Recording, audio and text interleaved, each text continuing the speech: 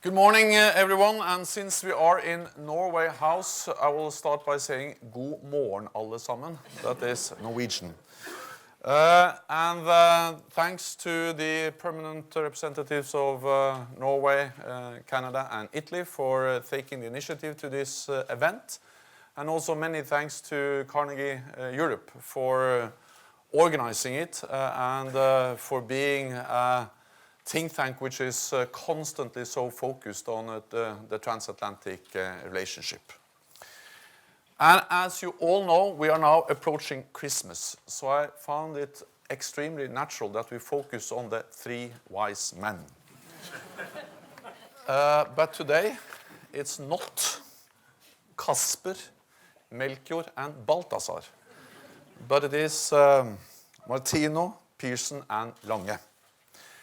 And even if I heard a lot of nice things about the report they presented 60 years ago, I think it's too much to call it a miracle. So it's not fully, possible to compare it what happened more than 2,000 years ago, but at least it was an important event. But even though the report was not a miracle, it has had a great influence on the alliance. And the influence on the alliance cannot be overestimated. The report in many ways paved the way for the alliance as we know it today. A political and military alliance, and not just the latter. Let me just start by a short or brief personal note or reflection, and that is that back in 1987, I was the chairman of the Young Labour Party back in Norway. And the Young Labour Party in Norway was strongly against NATO and very much in favor of Norway leaving NATO. And that was a very fierce debate going on in Norway. It was probably what we today would have called the Noxit debate in Norway. But one of the things I'm most proud of from my time as leader of the Young Labour Party was that I was actually able to change the position of the Young Labour Party from being strongly against to actually being in favor. Not knowing that will end up as Secretary General, but knowing that one of the most important arguments I used back then was that NATO was not only a military alliance, but NATO was also a political alliance where not 28, but at least I think it was 16 or something allies met regularly and also developed common policies and common political positions on many different issues. So without really knowing it, I was back in '87 echoing the message from the report that NATO is not only a military alliance, but NATO is also a political alliance. And I used that as one of my strongest arguments for turning the Young Labour Party from being against to being in favor of Norwegian membership in the alliance. And as you have already heard, in Norwegian politics, Lange is one of the giants. He was foreign minister for almost 20 years. He signed the NATO treaty for Norway, and like the other wise men, he is honored with his own room at the NATO headquarters. And in that room, I sometimes sometimes have press conferences and meet the press. And I think about the three wise men, but I also think that about the fact that I actually have lived in another room, which is named after Halvard Lange, because the residence where he lived for 20 years as foreign minister was upgraded later on to become the permanent residence of the Norwegian Prime Minister. So I also lived in the house of Halvard Lange for many years until 2013.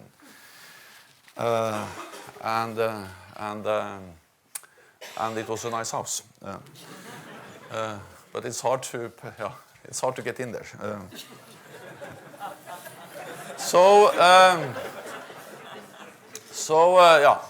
But let's be honest. Reports from NATO committees don't generally receive a great deal of public attention.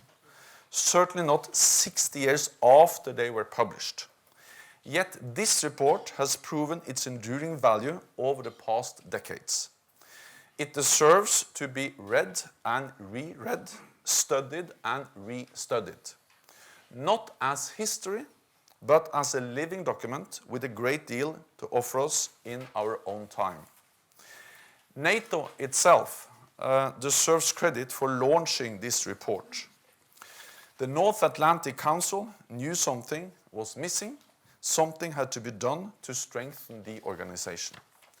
It took courage and wisdom to embark on this internal review process, to ask the necessary questions. The report helped to change NATO from being almost entirely a military alliance into a political military alliance. That might sound like a subtle difference, but it has made a profound difference. The three wise men helped to ensure that NATO is what it is today, that our alliance has continued to adapt and remains as important as ever. We are first and foremost a defense alliance dedicated to the security of our nations and our people.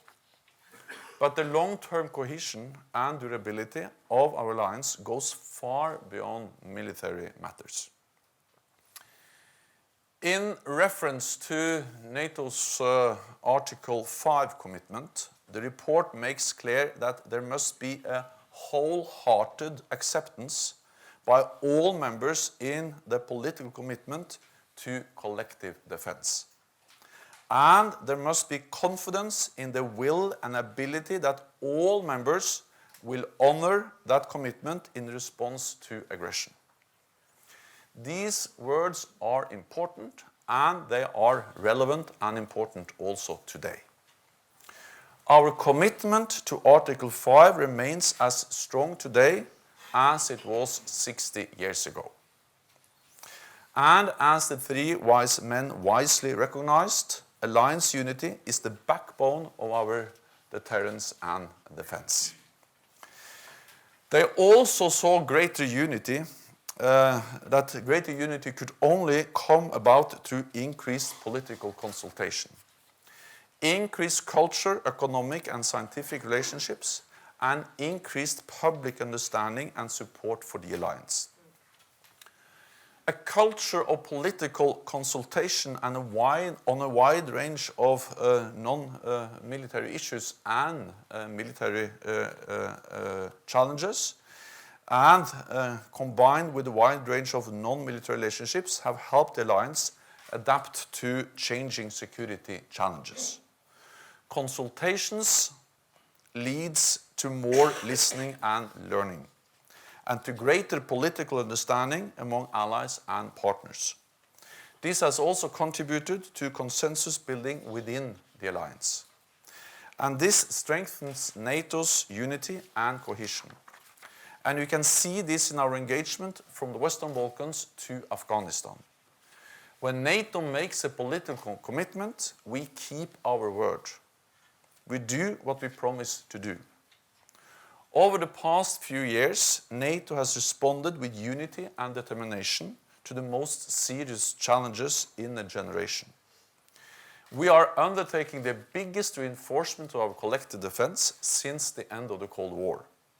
These are political decisions reached by consensus by the NATO political leadership, in close consultation with our military commanders. We remain firmly committed to a two-track approach to Russia: strong deterrence and defense coupled with meaningful political dialogue. And allies have committed to spending 2% of GDP on defense within a decade. Again, this is a political commitment based on a strong consensus within NATO. And we are now implementing that commitment. And let me just underline for a moment the importance of delivering on the Defense Investment Pledge. Because the reality is that we need the capabilities that we can finance by more investments in defense, but we also need the cohesion and the strengthening of the transatlantic bond that will follow when European allies and Canada invest more in defense.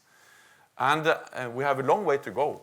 But I am actually impressed by the fact that we have turned the corner, and after many years of declining defense spending across Europe and Canada, we have now seen that, at least on average, the defense spending in Europe has started to increase again.